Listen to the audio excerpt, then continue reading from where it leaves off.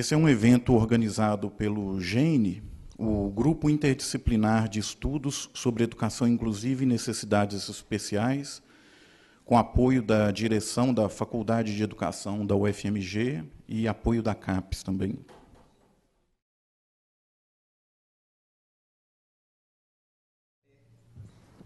E aí, queria pedir a vocês para não me abandonarem. Por favor, não me abandonem, porque eu vou falar um pouquinho aqui agora com vocês a respeito do cabeção, da mudinha, da tia doida, da irmã rebelde, do avô esquisito,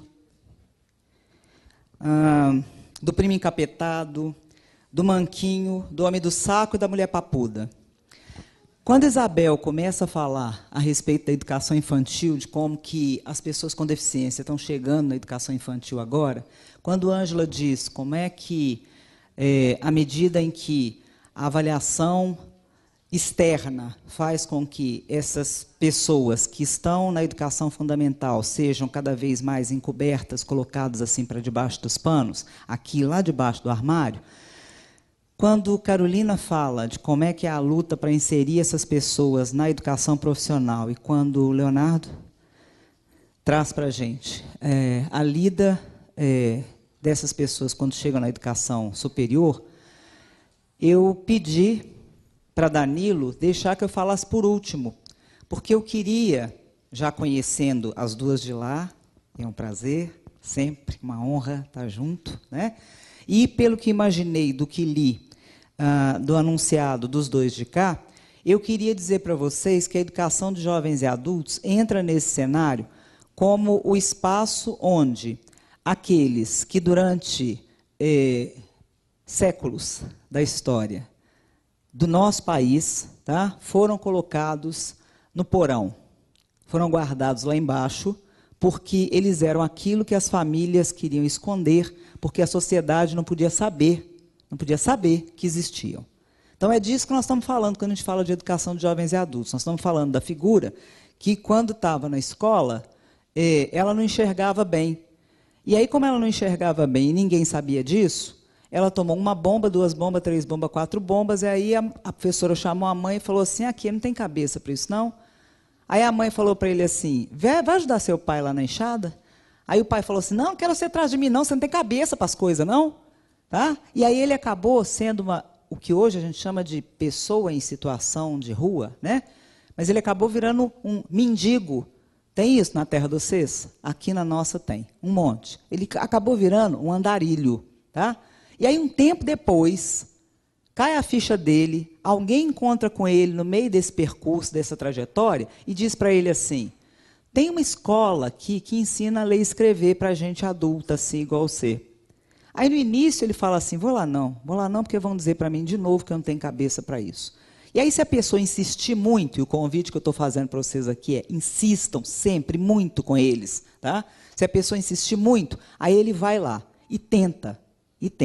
E é isso que a gente, na educação de jovens e adultos, na pesquisa, na extensão, no ensino, na militância, está tentando fazer. É garantir que esse lugar que ele vai encontrar seja um espaço de acolhimento.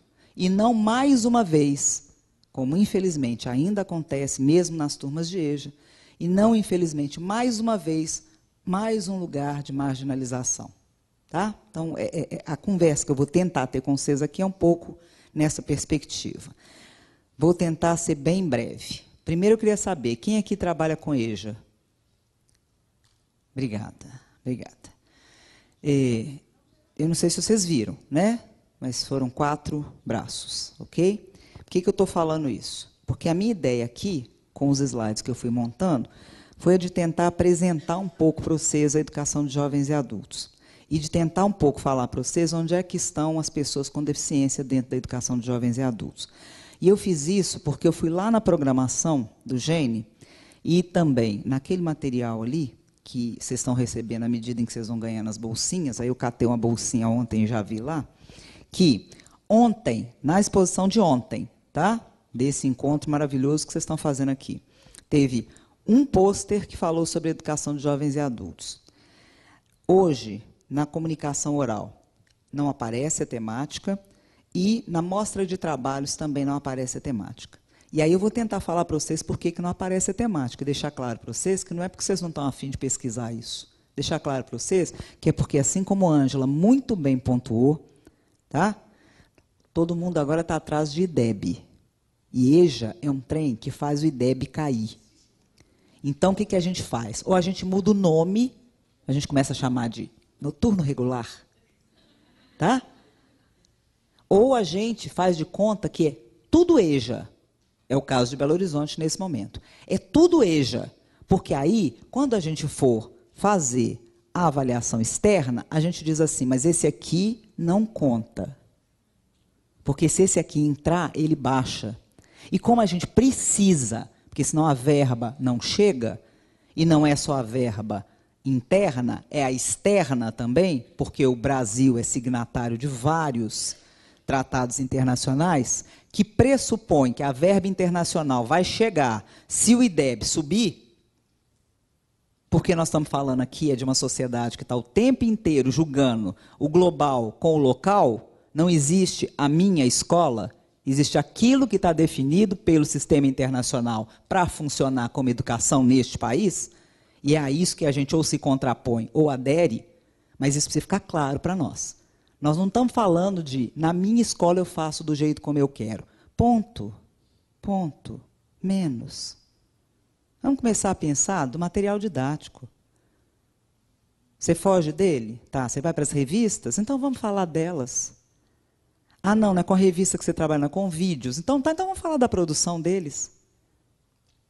Porque se a gente falar da vida, como ela está sendo imposta hoje, nós vamos falar de educação. E necessariamente vamos falar de capitalismo. Não tem outra conversa para a gente ter. Porque ou a gente define que adere ou define que se opõe.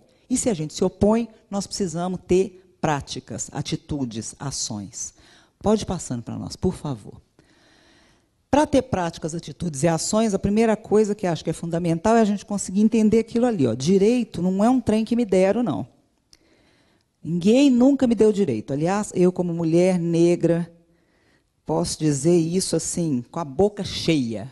Nenhum dos direitos que tenho me foram dados. Todos eles foram adquiridos. Adquiridos na luta. Então, se direito é somente aquilo que foi adquirido na luta e que, portanto, ninguém pode me tirar, pode ir, Léo. Obrigada. Eu, que sou Analise, coordenadora do NEJA, que é o Núcleo de Estudos e Pesquisas em Educação de Jovens, Adultos e Idosos desta universidade, que coordena o Fórum Mineiro de EJA, que é isso, Educação de Jovens, Adultos e Idosos, que sou membro do Fórum Nacional de Educação do MEC, quero contar para vocês, pode ir, o que é a tal da idade própria. Todo mundo aqui já escutou isso, não já? Tem alguém aqui que nunca escutou a idade própria? A legislação brasileira, aquela que nós custamos para construir, porque ela não se chama Constituição Cidadã à toa, ela se chama Constituição Cidadã porque ela foi resultado, ela é resultado do embate das forças deste país, tá? Da força progressista com a força reacionária, ela é resultado disso, ela é o que a gente conseguiu construir, com todos os problemas que ela tem, ela é o que nós conseguimos construir. Ela diz o seguinte, que os cidadãos terão direito à educação, tá? Mesmo se ela não foi na idade própria. Depois isso é retomado lá na nossa LDB, né? Que é a nossa Bíblia maior, aí, o nosso Alcorão maior da educação. Aí, né? E lá na LDB está colocado o seguinte, dos 4, que é a educação infantil, tá? Até os 17, que é o ensino médio, isso tudo aqui é idade própria. E a própria LDB diz o seguinte, isso aqui pode ir, jovens, adultos e idosos analfabetos que não estudaram quando eram crianças e adolescentes ou que quando estudaram tiveram que parar. Porque isso está previsto na lei. Então é idade própria. Então, quando o gestor fala assim, eu cuido daquilo que é a idade própria, da educação de jovens e adultos eu não vou cuidar, é problema de interpretação de texto. Motivada pelo Fundeb. Porque lá no Fundeb, que é o nosso Fundo Nacional de Desenvolvimento da Educação e de Valorização do Magistério, A educação de jovens e adultos vale 80%. É terrível falar isso com os alunos em sala de aula, mas durante meus 28 anos de educação básica, eu sempre fiz questão de dizer isso, nos 19 em que estive na EJA. De dizer para eles assim, ó, quando o governo repassa a verba, o valor para cada um de vocês não é R$1. O que dá R$1 para o filho seu, para o neto seu, para o irmão seu que está aqui durante o dia, para você dá só 80 centavos. E aí o gestor diz assim, não pode, porque senão os outros 20 centavos eu tenho que tirar da minha verba. Então o que eu faço? Eu não tenho EJA. E quando eu digo que eu não tenho EJA, gente, eu não estou indo longe não, tá? Tem 3 semanas que o município de Ibirité, convidado para participar de um programa nesta instituição, tá? Nos disse que lá eles funcionam com 4 turmas de EJA. 1º, 2º, 3º e 4º.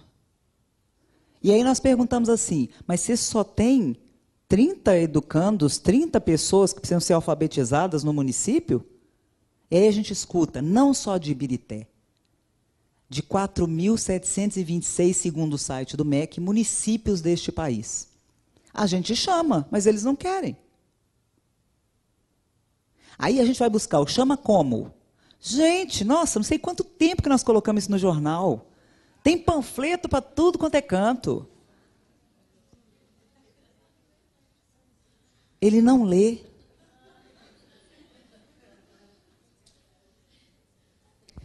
Bom, pode ir.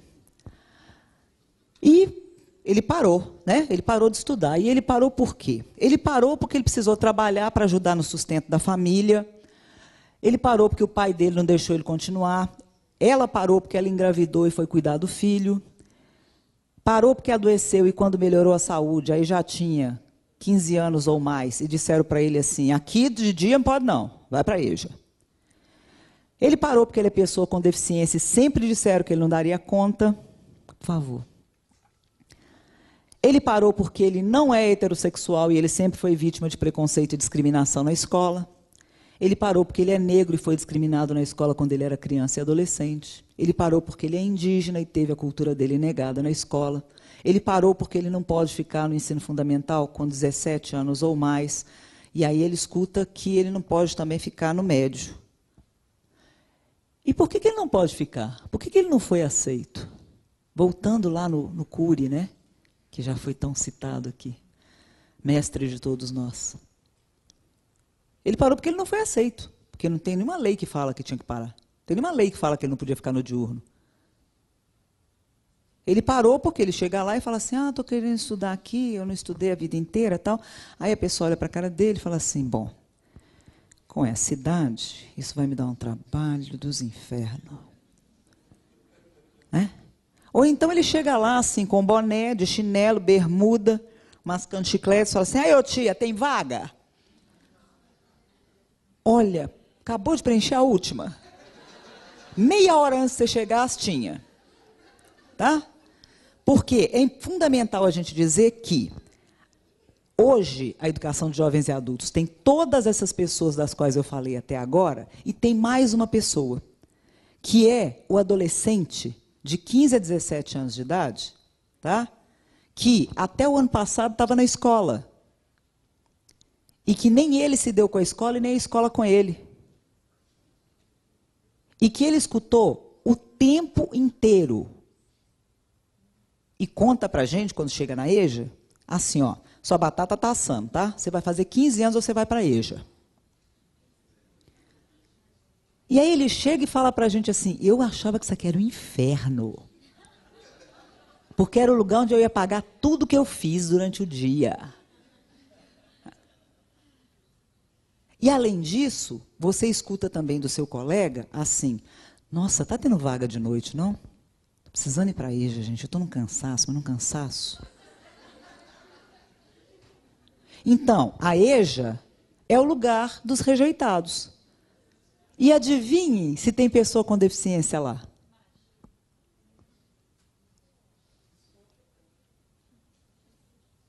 Pode ir, por favor.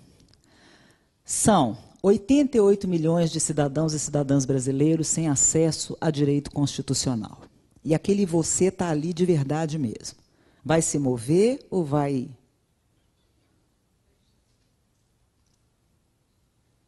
largar como está? Está previsto na Constituição, gente, que essas pessoas têm direito à escolarização. E aqui eu nem estou falando de educação popular, eu estou falando de escolarização. Pode ir. Dessas 88 milhões de pessoas, 14 milhões têm 15 anos ou mais e são não alfabetizadas. E aí eu fui catando fotos lá no site dos Fóruns de EJA do Brasil, que é o www.forumeja.org.br. Fui catando fotos lá que casassem os sujeitos com os quais a gente trabalha, que são sujeitos da educação de jovens e adultos, com sujeitos que juntaram vocês todos aqui, que são sujeitos com deficiência. Volta lá só um pouquinho. Ali é um processo de alfabetização, tá? Pode ir. São 52 milhões dentro daqueles 88, com 15 anos ou mais, que não completaram o fundamental. Pode ir.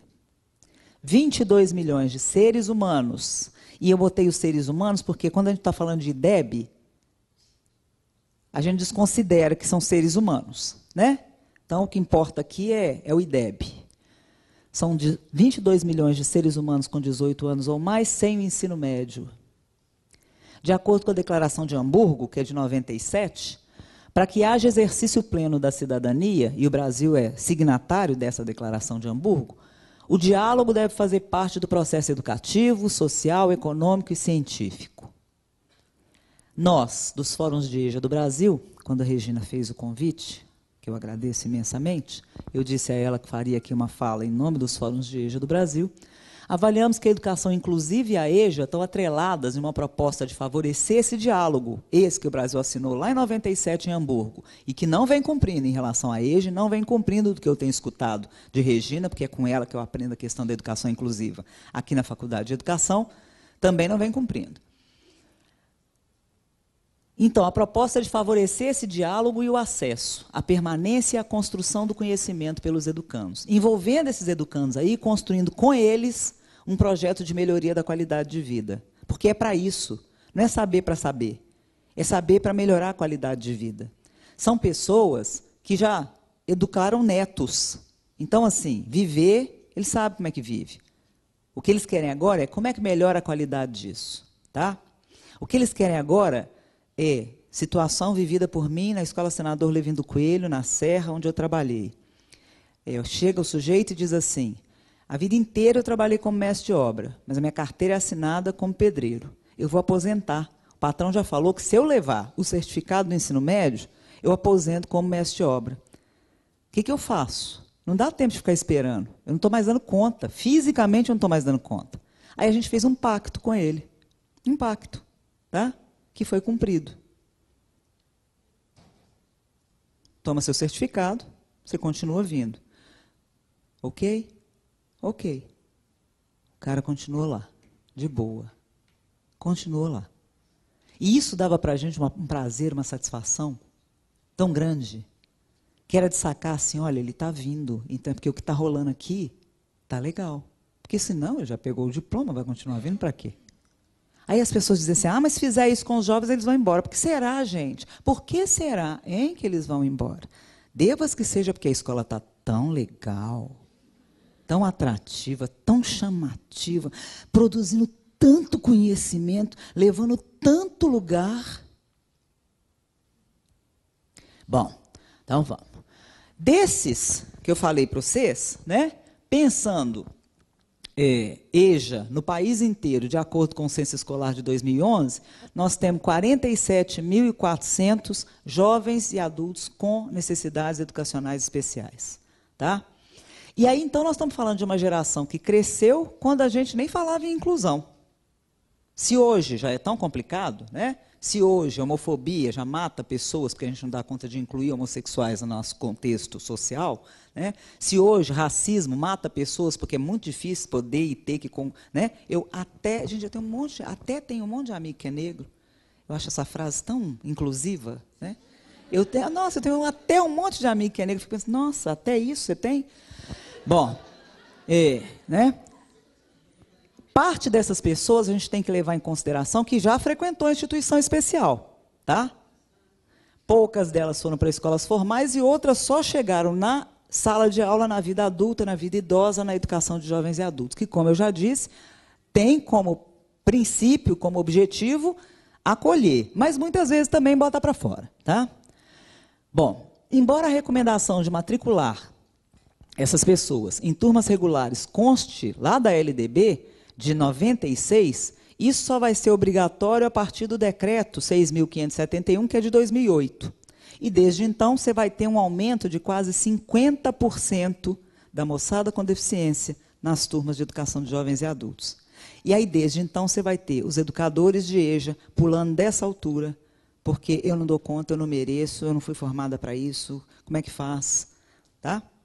E aí, eu estou fazendo aqui um convite. Por favor, comecem a exigir de instituições como esta, onde estamos agora, tá? Que na formação dos sujeitos que vão atuar com a docência, portanto, que nas licenciaturas, seja obrigatório trabalhar com educação de jovens e adultos e trabalhar com educação inclusiva. Que seja obrigatório.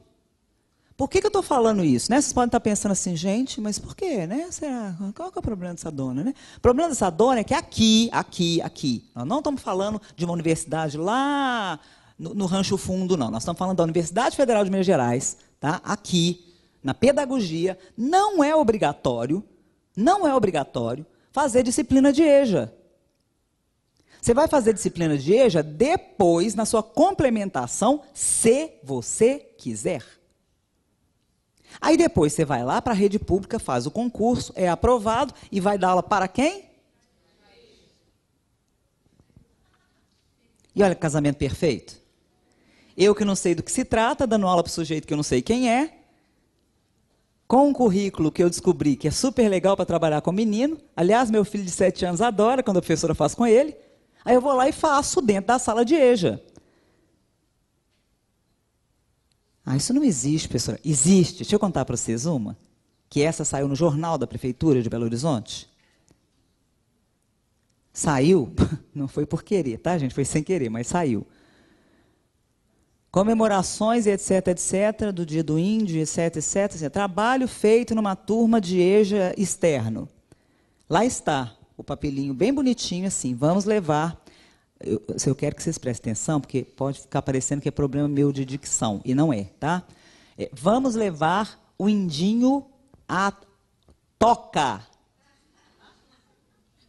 A toca, tá? Se fosse a oca, seria deprimente. Como é a toca, é fazer araquiri com a caneta Bic. Tá?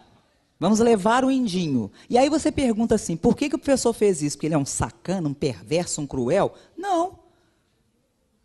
Porque ele faz isso durante o dia, os meninos acham super de boa levar o indinho para toca, mesmo que seja para toca, né? Aí ele vai de noite, pega a avó do menino, dá para ela e fala para ela, vamos levar o indinho para toca?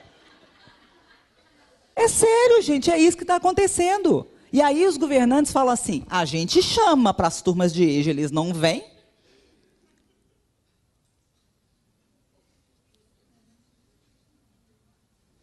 Bom, segue que o tempo passa. Eu trouxe ali algumas fotos, lá, tiradas do blog também, lá do portal dos fóruns de EJA, tá? Para vocês verem que a gente trabalha das formas mais diferentes. Desde com possibilidades de trabalho em espaços onde você tem recursos e etc., né? Tanto recursos físicos quanto pessoas com competência para poder trabalhar as questões. Pode ir passando, por favor. Até em situações onde a gente não tem absolutamente nada, tá? No norte de Minas, a gente tem lá uma série de turmas onde as aulas de alfabetização são dadas dentro da casa das alfabetizadoras. Tá? Pode passar. Então, a gente trabalha com educação de... volta, por favor. Aquela foto ali, por exemplo, ó, é do norte de Minas. Aí eles estão no quintal da casa, ali é uma turma de alfabetização. Tá? Pode ir, tá bom? Então, tem de tudo. E aí, na educação de jovens e adultos, o que a gente tenta fazer é dizer para esses sujeitos que estão ali, ó, para o gordo, para o velho, para o cadeirante, para o que já tem filho, para o que é andarilho. O que a gente tenta dizer para esses sujeitos é que eles não têm que se encaixar naquele padrão. Não tem que se encaixar, tá? Porque eles são o padrão, e cada um deles é o padrão. É isso que a gente tenta na educação de jovens e adultos. Nem sempre com sucesso, mas é isso que a gente tenta. Porque a gente tenta dizer isso para os sujeitos com deficiência e para os educadores dos sujeitos com deficiência também, né? Por quê? Porque na educação de jovens e adultos a gente não trabalha só com as pessoas com deficiência. A gente trabalha na educação de jovens e adultos também com esse universo aqui, ó. A gente trabalha com o cara que está em situação de rua, a gente trabalha com os adolescentes que vivem na rua e que aí atualmente a única coisa que o Estado tem para oferecer para ele de política pública é a política pública de segurança, porque a política pública de educação, de saúde, de habitação nunca foi ofertada. A gente trabalha com a adolescente que está sendo explorada no turismo sexual. A gente trabalha com a mulher, dona de casa, que chega na escola à noite, né, e a gente, que é mulher, começa a perceber que está estranho, porque ela sempre bate no mesmo lugar na quina da mesa. Né? Todo mundo aqui entendeu do que eu estou falando, né? Pois é, aí ela chega, bate na quina da mesa, bate na quina da mesa, até que você pensa, não é possível, como é que você está fazendo? Porque a mesa da sua casa é muito alta, entendeu? Porque como assim bateu com a quina, né? Então, a mulher que está sendo vítima de violência, de violência doméstica. E trabalhamos também com aquele rol ali, ó, que são os jovens que estão sendo mortos no nosso país. Por que sendo mortos? Não, eles é que estão procurando, não tem jeito de procurar. Olha só, são 30 mil por ano, 2.500 por mês, 82 por dia, 7 a cada 2 horas, 77% deles são negros. Não tem como eles estarem procurando. Tem como. Tá? Se vocês saírem daqui procurando, vocês não vão achar. Tá? Eles estão sendo encontrados e estão sendo mortos. E são esses jovens, aquele lá que eu falei para vocês, e aí, tia, tem a vaga aí para nós, tá? São esses jovens que estão na educação de jovens e adultos, porque a escola fundamental do diurno botou ele para lá. Tá? Não deu conta de trabalhar com ele. Pode ir? Então, o líder religioso, a pessoa com deficiência, a pessoa que já assumiu maternidade, paternidade, a pessoa que está envolvida na questão cultural, na questão política, o indígena, o negro, o egresso do sistema prisional. Esses são os sujeitos da educação de jovens e adultos. Pode ir? No caso dos sujeitos do sistema prisional, a gente tem algo que é específico, que é a EJA nas prisões, a educação específica para eles, que é algo que é muito complicado mesmo, porque a partir do momento que a EJA pressupõe o trabalho com a pedagogia libertadora, trabalhar com esses sujeitos nesses espaços é muito complicado. Tá? Pode passar, mas é um desafio que a gente está construindo aí e tentando conseguir vencer. Léo, passa para nós. Léo, passa para nós. Léo, passa para nós. Passa para nós. Aí, tá? Por quê? Por quê? Sim, claro que era sobre isso, imagina. Por quê? Porque o que a gente está tentando trabalhar aqui é a lógica de que se a gente está numa perspectiva que é libertadora, essa perspectiva ela precisa se somar a outros esforços para dar conta de realmente ser uma alternativa emancipatória. Do que eu estou falando aqui? Estou dizendo que a escola sozinha não dá conta. Na educação de jovens e adultos, então, menos ainda. Ou a gente dá conta de estabelecer rede, tá? Uma rede que seja uma rede de proteção, inclusive, para passar, desse sujeito, ou então nós vamos continuar fazendo de conta que estamos conseguindo. A ideia isso aí podia ser um muro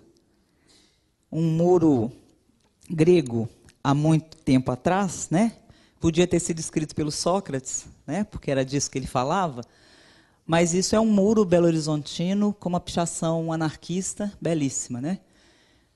Que pede por uma educação que nos ajude a pensar e não que nos ensine a obedecer. Bom, mas se é disso que nós estamos falando, que educação que é essa? A Ângela falou de qualidade da educação, né? E aí, quando a gente fala de qualidade, a gente pode estar falando de várias coisas, né? A qualidade pode ser a qualidade para o mercado, a qualidade pode ser a qualidade para a tecnologia, a qualidade pode ser a qualidade para várias coisas, né? Mas a gente na EJA fala de uma qualidade específica. E qual qualidade que é essa? Que qualidade é essa que a gente está lutando? E qual qualidade que tem a EJA que a gente está fazendo e que junto, né, junto e para. Porque tem isso também, né? A gente não só faz junto, não, a gente faz para também. Porque se a gente diz que só faz junto, significa pressupor que os sujeitos já estão inseridos. E, muitas das vezes, eles não estão ainda inseridos. Então, somos nós que vamos fazer para, e depois que eles estiverem inseridos, então, nós vamos fazer junto. Né? Educandos e educandas, volta lá só um cadiquinho, com deficiência. Pode ir? Qual que é essa EJA? Bom, a que a gente está propondo, tá? É uma educação que seja de qualidade e que não seja aquela que forma quadros de excelência para um novo ciclo de competitividade no mercado econômico. E que deixa no total abandono as questões culturais, econômicas, políticas, de religiosidade, de sensibilidade, de sexualidade, de orientação sexual, né, da grande maioria da população. Então, não é... Obrigada, querido, obrigada. Não é para formar quadro para o mercado. Portanto, não é com base no documento Pátria Educadora que o ministro Mangabeira Unger apresentou à presidenta Dilma. Não é com base naquilo que a gente está tentando discutir, educação de jovens e adultos. Tá? Pode ir. Ao contrário, e em oposição, o que a gente está pensando é uma educação de qualidade, radicalmente emancipatória do indivíduo, que se afirme, não a educação, mas o indivíduo, que se afirme enquanto sujeito, ser pessoa, cidadão, e igualmente emancipatória desses setores marginalizados, empobrecidos, abandonados, e que seja à luz de uma formação crítica, de uma formação conscientizadora. Nós não queremos ser Mobral, não é para ensinar a assinar nome para poder votar, não é essa a proposta, mas que tem uma formação crítica e conscientizadora que dê condições a esses sujeitos marginalizados, empobrecidos e abandonados de trilhar, ou de buscar, pelo menos aí nessa educação, força, né, para o caminho de emancipação da cidadania, da participação ativa, aquela de que a Vitória Benevides nos fala tão bem, enquanto sujeitos da praxis transformadora, para a qualidade de vida dele. Nós não estamos entendendo que qualidade de vida é poder comprar eletrodoméstico branco. Nós não estamos chamando isso de qualidade de vida. Nós estamos chamando de qualidade de vida aquilo que emancipe o sujeito. Pode ir? A isso é que nós chamamos de educação de qualidade social. E esse conceito de educação de qualidade social foi cunhado nos congressos nacionais de educação que aconteceram na década de 80 no Brasil. Então, o Plano Nacional de Educação, que foi sancionado no ano passado pela presidenta Dilma, não saiu do nada, né? Embora ele tenha uma série de incongruências, incoerências, absurdos, né? Mas ele é o que a gente conseguiu nessa luta que não começou na CONAI 2010. Em relação à educação brasileira, ela vem lá de trás, bem lá de trás. Tá? Pode ir? A qualidade social da educação é humanizadora, promotora da emancipação humana, porque ela coloca a possibilidade da participação como um direito de cidadania. A necessidade de igualdade de acesso aos bens historicamente construídos pelo homem, e quem diz isso para a gente é o Vitor Paro, a gestão democrática da escola pública e seus mecanismos de participação popular e o reconhecimento dos profissionais da educação por meio da escola cidadã. Aquela de que a Ângela falava, quando ela dizia da escola que acolhe. Né? Pode ir? E a gente acredita nisso porque a gente acha que acreditar é essencial, mas que ter atitude é que vai fazer a diferença. Por isso é que, antes que vocês comecem a nos fazer aquele monte de pergunta do tipo, e como é que eu faço lá na minha escola? Mas lá no meu município, antes que vocês comecem, e que a gente faz também quando está sentado aí, tá? É que eu quero fazer algumas perguntas para vocês. Como é que você está fazendo isto sem reconhecer, lutar e garantir a EJA, a Educação de Jovens e Adultos, como direito das pessoas com deficiência? Como é que é ser pesquisador ou pesquisadora sem contribuir para garantir direitos das pessoas com deficiência. Como é que é ser educador ou educadora sem garantir direito das pessoas com deficiência nos espaços educativos? Eu não posso fazer porque a prefeitura que eu trabalho não deixa. E dentro da sua sala de aula, como é que é? A prefeitura também não deixa você merendar. Tem uma lei que fala que você não pode, mas você merenda. Então, como é que para merendar você está dando um jeitinho? Por que você não está dando um jeitinho para garantir o direito da pessoa com deficiência lá naquele espaço? Como é que é ser gestor ou gestora sem efetivar esses direitos às pessoas com deficiência?